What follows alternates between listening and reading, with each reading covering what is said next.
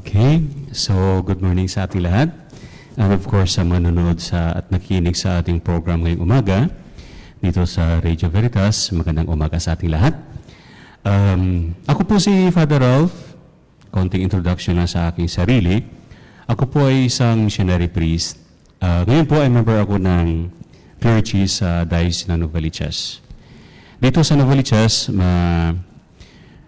ako po yung nag-umpisa, ako po sa parokya ng Phase 5 sa San Jose Mapagkalinga. And then pagkatapos po noon, ako po yung naging unang administrator sa San Pedro Calungsod dito sa Payatas at ngayon hawak ko ang parokya ng Ina ng Buhay dito sa Damong Maliit. Okay? So in-invite ako na magbigay ng konting inputs sa isang mahalaga at isang masasabi natin na complicated na issue, no, pagdating sa mga buhay-buhay natin. Okay? So tulad ng sinabi ko kanina, ako po ay naging missionary priest. Bago po ako mag-join sa Diocese ng Novaliches, member po ako ng tinatawag na Congregation of the Immaculate Heart of Mary or CICM. Ang CICM po ay isang religious group and naging missionary priest po ako sa Zambia. Medyo madami-daming taon na rin. And naging missionary priest din po ako sa US, sa Texas, sa San Antonio. At ngayon po ay nandito po ako sa diocese natin. Okay. So, ang pagninilay or ang inputs na ibibigay ko sa inyo ngayon ay tungkol sa tinatawag natin na foundation or masasabi natin na spiritual foundation ng ating involvement. Ako po ang priest director ng Public Affairs Ministry ng Diocese ng Novaliches. Okay?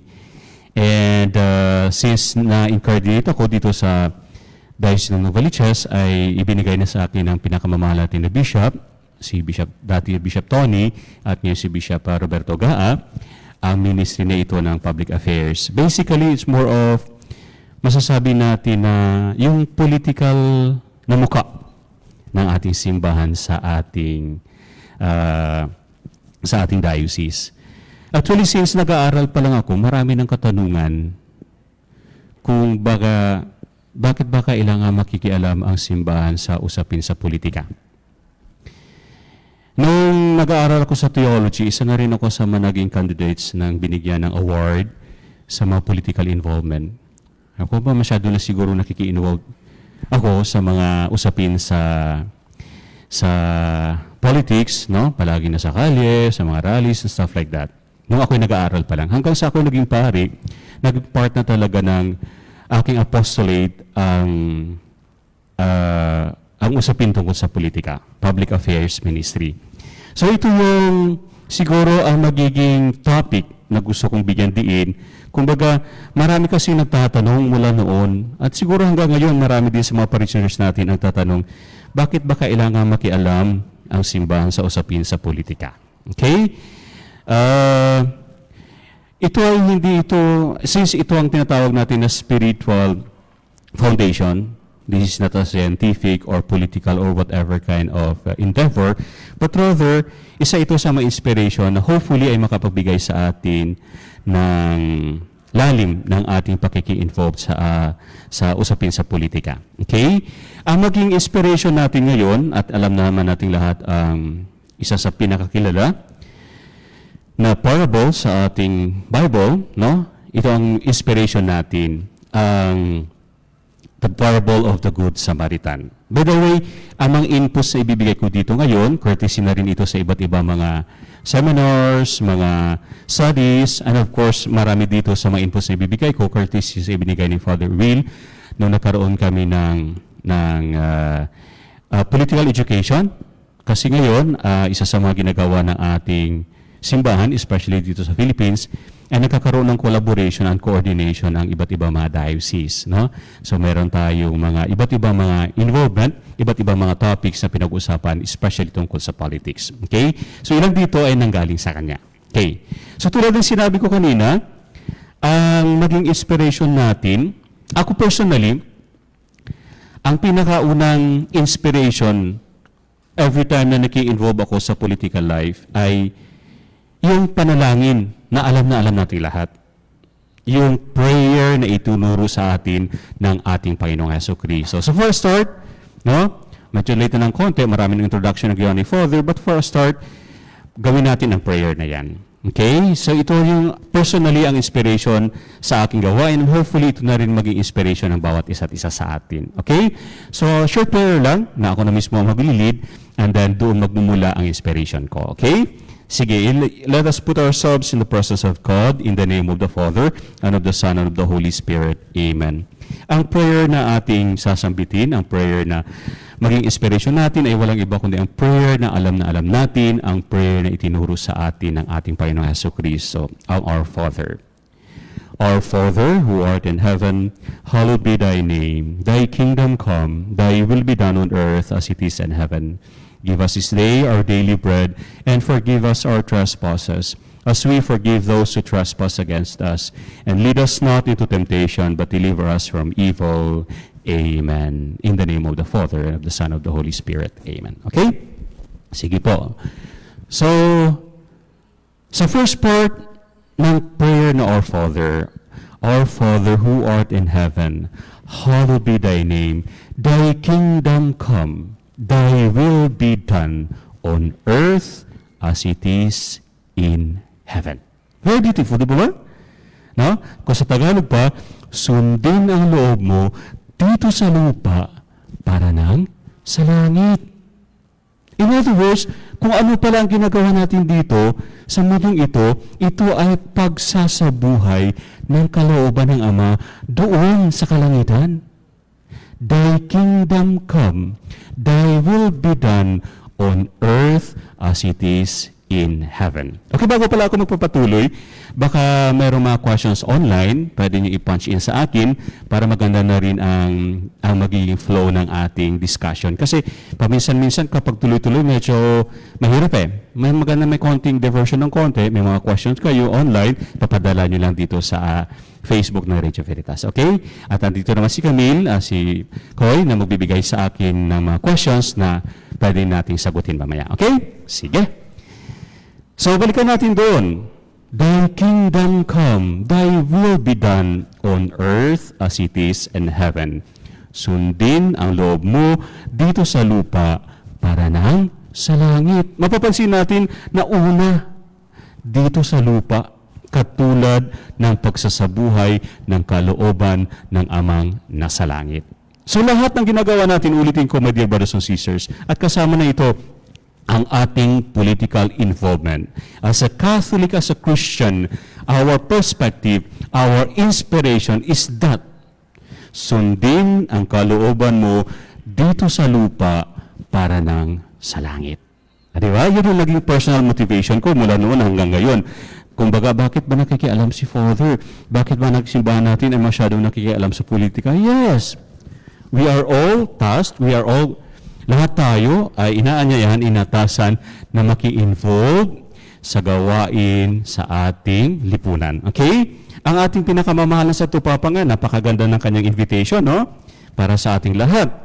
Na bilang isang Catholic, we are all invited, no, sa ating pananampalataya, hindi lamang na magiging, sabi nga dito ni Pope Leo, the 18th, sabi niya, a good Catholic is always a good citizen. Okay? Dinugtong pa niya. Politics is God's call to build His kingdom on earth. Imagine nyo, ang ating mga Santo Papa, meron na sila mga inspiration sa atin. Therefore, we are called to be politicians. Okay? Mamaya iklaro natin ilang mga terminologies kasi nakakaroon ng konting delusion along the way, pero maganda ma-clear natin, especially ang term na politics, politicians, and stuff like that. Okay? Sige. Dito na rin sa invitation ni Pope Francis, sa sinabi niya dito sa encyclicals niya, Politics in Fratelli Tutti, sabi niya, we are called to be good Catholics, good persons, good citizens, good politicians. To participate in politics is to be a good Catholic. Imagine nyo dyan? Okay? Kaya sige, balikan natin ng konti. Para para maging clear sa ating lahat, kasi hindi naman mapagkaila na seemingly, pag sinasabing politics, pag sinasabing politician, medyo hindi naging maganda ang impression, especially sa kapanahunan natin. Kasi hindi naman mapagkaila na sa talagang may ilan sa mga namumuno sa ating politika na talagang nakakasira. Okay? So, kung ating balikan sa history, maganda na balikan natin ng konti ang history. Ang salitang politics ay nagmula sa salitang polis, P-O-L-I-S. Nang ibig sabihin ay, it is a well-organized community. Ang mga derivatives ng salitang polis ay polite. Diba? Ang pagiging polite. O di kaya ang salitang polish. Diba naglilisay ng mga metals, o di kaya yung sapatos natin, nilalagyan natin ng shoe polish.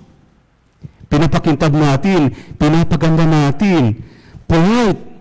Yung tao na very respectful, mahinahon magsalita, civilized, organized. So ang original na word na polis, city-state, means a well-organized community. So with that, makikita natin na ang politics is what we call the art of good citizenship.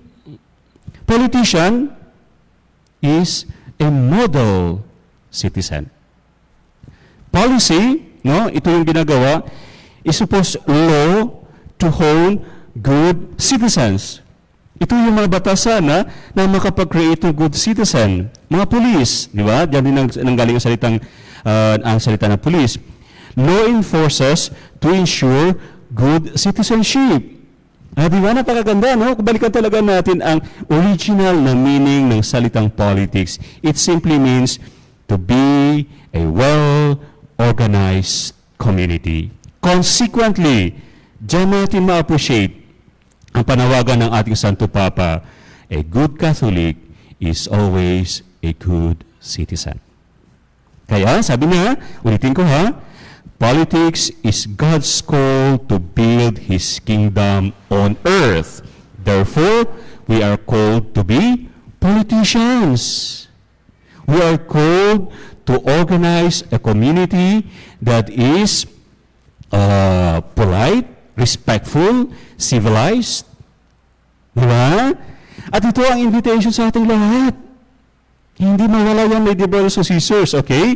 So ngayon, kanina sinabi ko sa inyo, na isang inspiration din natin ay ang story ng Good Samaritan. Diba? Isamarize lang natin ang Good Samaritan. Merong nabiktima na magnanakaw. Siguro masasabi natin, kung i-translate natin yan sa kapanahunan natin, tayo mga Pilipino, nakaranas tayo ng iba't ibang mga pagsubok sa buhay, pandemya, mga corruption at kung ano man nangyayari. Naging victim tayo. Hindi binubog siya, ninakawan pa siya. Ang unang dumaan ay yung mga Levites at mga priest. Anong ginawa? Wala lang. Tinignan lang siya.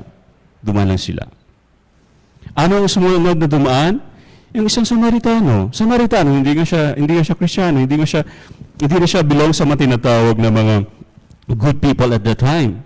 And yet, pinakialaman niya ang tao na binugbog, pinakialaman niya ang taong nanakawan. Diba? Alam natin ang kwento, pinagaling niya, binuhusan niya, nilinis siya ang sugat, at higit sa lahat, hindi lang na at that very moment na inalagaan niya, dinala niya pa sa isang inn para magpagaling ang taong yun. At higit sa lahat, siya na mismo ang nagbayad doon. Hindi naman sila magkakakilala eh. Okay? So ito, my dear brothers and sisters, ang maging inspiration ng ating gawain. Kaya ang tinatawag natin dito sa topic na ibibigay ko sa inyo, ay makikita natin na ang ginagawa natin na pakikialam sa usapin sa politika ay hindi lamang dahil as a Filipino, pero higit sa lahat, ito ay misyon ng bawat isa't isa sa atin. We are called to be good Samaritan. We are called to be good Samaritan. Ang ipinapakita ng unang dumating, mga Levites, mga priest, ay yung apathy. Siguro kung ito translate natin yan, yung mga tipo ba na, ang tamad-tamad nyo kasi, kaya naghihirap kayo. Kasi mahihina kayo, kaya ganito ganyan, no? Para bang sinisisi pa yung ibang mga tao, wala akong pakialam. No? Naghihirap kayo dyan. Ayan. Okay? No? O di kayo yung mga statement na, mahirap kayo kasi hindi kayo nagtatrabaho, mahirap kasi kayo kasi ganito at ganyan. Okay? Kung titingnan natin, ang response na ipinapakita ng mga Levites at mga priests na yun doon sa ating story ng Good Samaritan. Okay? So isa ito, sabi nga ng ating Pope, no? Sa kanyang encyclical, sa Fratelli Tutti, sabi niya, pagdating sa apathy, ito yung dark clouds over a closed world that obstructs us from seeing the reality of the suffering of the victims. Kasi hindi natin sila, in a sense, pinapakialaman, parang nasa malayo tayo, no? Nagkaroon tuloy ng mga obstruction na makita natin ang paghihirap niya, hindi nakita ang sugat niya, hindi nakita ang mga nawala sa kanya, hindi nakita, hindi naging malalim kasi hindi in a sense hindi na nakakaroon ng pakikialam ang mga taong apathy. So sabi ni Pope Francis, isa ito sa mga kailangan na pagalingin natin. Yung attitude ng apathy na wala akong pakialam, kayo na lang dyan. Dumaan na ako sa inyo kasi siguro sabihin matatamad-tamad nyo at kung ano-ano pa mga sinasabi. Okay? So, ang model ng Good Samaritan, makikita natin na upang maunawaan natin, kasi kung apathetic ka, malayo ka, napadaan ka lang, hindi ka in a sense huminto, hindi in a sense binuhusan ng tubig ang kanyang sugat, hindi in a sense sinalagay ng bandage ang kanyang sugat, hindi in a sense hinanap yung nawala, hindi in a sense na hahanapan mo siya ng lugar at babayaran yun, kundi dumaan lang siya, hindi natin makikita at maunawaan ng malalim ang kalagayan ng mga victim sa kapanahunan natin. Okay? So bilang good citizen, bilang good Catholic, no, ito ang isa sa mga nakikita natin na concrete manifestation ng spirituality na ito. Ang pinakauna na gusto kong ibahagi sa inyo ay yung tinatawag natin na discernment. Discernment, we discern. Sa pag-aaral namin, ang language na ginagamit namin dito is reading the signs of the times. Reading the signs of the times. Sabi nga na isang pari, are we really poor or simply we are oppressed? Magtatanong din tayo, are we really poor or simply we are oppressed? And if we are oppressed, there are people, no? Yung natawag natin, oppressors. Kaya, ang pinakaunang invitation sa tinatawag natin na spirituality is discernment. Kaya mga minamahal ko mga nanonood sa atin ngayon at nakikinig, isa ito sa ginagawa ng ating simbahan ngayon. Part ako ng advisory group ng Good Governance ng CBCP at dito mga susunod na mga linggo ay magkakaroon ng circle of discernment among sa mga clergy, among sa mga leaders natin. And I do hope and I do pray. At ito na rin ang naging invitation actually sa diocese natin, namin sa Novaliches, na magkakaroon tayo ng circle of discernment. Halimbawa, sa bawat parokya mayroong mga BEC, 10 to 15 families, 10 to 15 person. Yun yung pwede maging circle of discernment sa mga parokya. Pag-usapan ninyo, no? Especially tungkol sa parable of the Good Samaritan, especially yung mga inputs na ibinigay ko sa inyo ngayon. Circle of discernment. So ngayong linggo, no? Umpisa, if I'm not mistaken, sa Wednesday ay magkakaroon ng circle of discernment sa buong bansa na inorganize ng CBCP ng NASA. Napakaganda ito na gawain para sa atin. Okay? So discernment, my dear brothers and sisters, mag-discern tayo. Pakinggan natin ang sinasabi, alamin natin ang mga signs of the times, no? Ang mga hinihingi ng kapanahunan. Halimbawa lang, isa na rin ako sa mga avid supporter ng usapin tungkol sa ecology. Okay? Ang daming mga issue tungkol sa ecology. At hindi naman mapagkaila, scientists would say na ang pinakamalaking contributing factor sa pagkasira ng inang kalikasan ay walang iba kundi tayo. tayo. Yung carbon footprints natin, yung mga plastic natin, no? Lahat-lahat, kaya nga minsan nakakakonsensya. Alam niyo, kapag nagbukas pala tayo ng aircon, meron na pala tayong carbon footprint niyan. Pag nag-start tayo ng sasakyan natin, meron na pala tayong carbon footprint dyan. Kapag hindi natin maayos yung mabasura natin, babalik sa atin. Nakakatawa, no? Alam niyo ba, isa sa mga nakakalungkot na news na nakita ko was, nung nagkaroon ng balita, if you can remember, ang mga isda doon sa Palawan, nung binuksan nila yung tiyan ng isda, nakikita yung mga plastic. Ayan, yan ang kasabihan na basura mo, babalik sa'yo. Discernment, my dear brothers and sisters. Yan ang isa sa mga konkretong halimbawa na sinasabi ko sa inyo. Kasi bilang isang Catholic, bilang isang Christian, gusto ko lang isingit ito. Alam natin na ang inang kalikasan ay nilikha ng Diyos para sa atin. God created this world for all of us to take care. Alagaan natin, kaya ang tawag sa atin ay steward. Ayan. Pagdating sa usaping politika, okay? Pagdating sa usaping politika, mga leaders natin, napipiliin natin, ito ba ay pagsasabuhay, pagsasaloob ng kanyang kalooban dito sa lupa? Okay. So, napakaganda, no? So, discernment, my dear brothers and sisters, no? At marami na tayo sa mga kuha natin, sa mga homilies, sa mga kaparian natin, sa mga seminars na binibigay natin, marami tayong mga points doon para sa ating discernment. Okay, ikalawa na magiging concrete manifestation ng spirituality na ito ay walang iba kundi ang education. Education. Kaya nga si Father Will dito sa binigay niya na seminar sa amin, kasi if I'm not mistaken, nasa SEAP na rin siya eh. In-encourage na talaga, especially ang mga Catholic schools, na meron talaga tayong usapin, no, tungkol sa politics, mga katulad ng mga social teachings, no, kung pwede i-involve siya.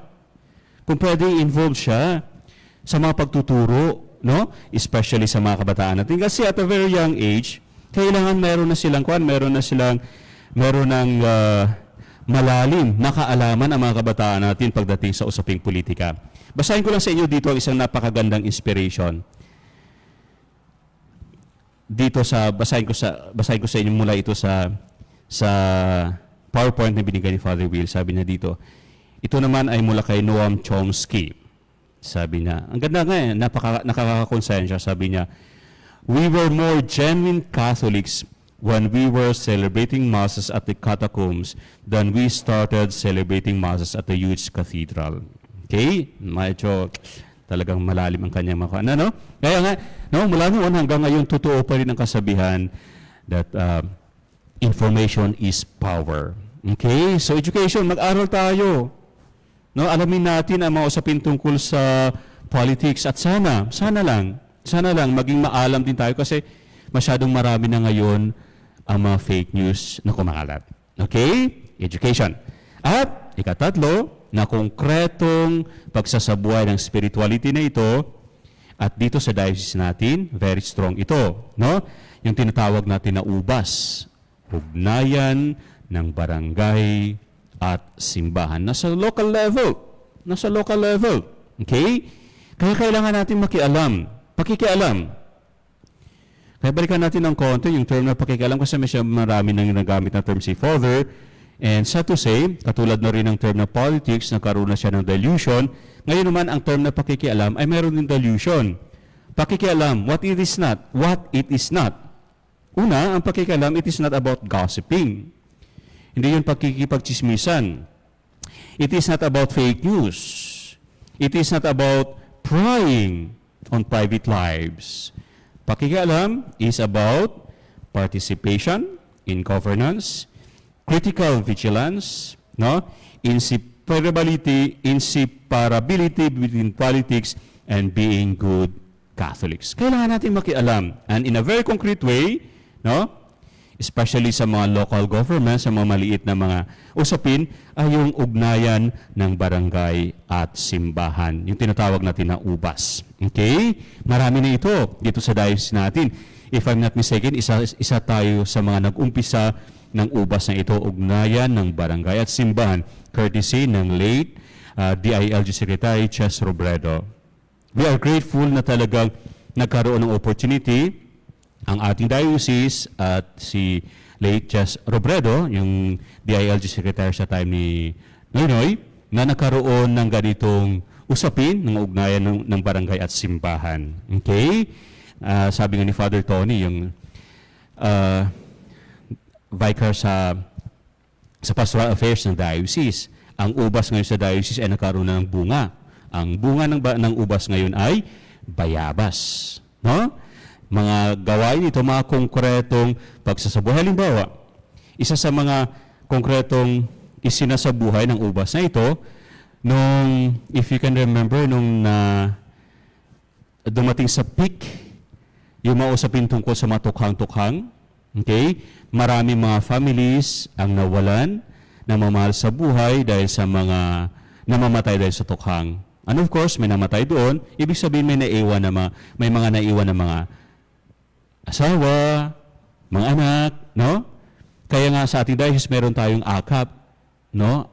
Ito ang pag-alaga sa mga naiiwan ng dahil sa tukhang. Ang akap na ito ay naging byproduct ng ugnayan ng barangay at simbahan. Okay?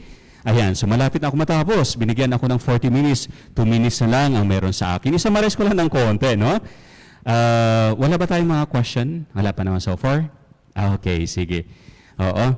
So, isamaris lang natin ang personal na inspiration ni Father Ralph sa aking spirituality, sa pakiki-involve sa usapin sa politics, ay walang iba kundi ang prayer na palagi nating sinasambit, ang Ama namin. Sundin ang kalooban mo dito sa lupa para nang sa langit. And I do hope and I do pray na tayong lahat maging inspiration na rin natin ito. At, of course, ang parable ng Good Samaritan. Makialam tayo. Makialam tayo. Okay? Hindi yung pakialam na negative, ha? No? Makialam tayo. Alamin natin katulad ng kinwento ng Good Samaritan. Yung mga Levites at yung mga priests dumaan lang, apathetic, wala akong pakialam, problema mo yon, no? Hindi pwede pala yun sa simbahan natin. Ang hinihikayat at i-encourage ng ating simbahan ay katulad ng kwento ng Good Samaritan. Nakialam siya, nilinis siya ang sugat ng taong biktima ng pagnanakaw, no? Binilagyan ng bandage, inayos niya, hinanapan niya ng lugar, binayaran niya ang lugar na yon. So ito mga minamanahal ko mga kapatid, ang inspiration natin dahil dito natin makikita kung gaano kalaki ang pagmamahal sa atin ng ating Panginoong Jesucristo. Remember, Jesus gave His life totally and unconditionally para sa ating lahat. Buong-buo at walang pasubaling ibinigay ng ating Panginoong Jesucristo ang kanyang buhay para sa atin. So muli, maraming salamat sa invitation na ito ng ating Radio Veritas at ako din ay natutuwa na kahit pa paano ay makapagbigay ng inspiration para sa ating lahat, no? Okay, at sa mga nanonood, sa nag-invite sa akin, maraming salamat po. And of course, sa aking pinakamamahal na Bishop Robbie Gaa, maraming salamat din sa tulong na ibinibigay nyo sa gawain ito ng ating simbahan. So muli, magandang umaga at maraming salamat po.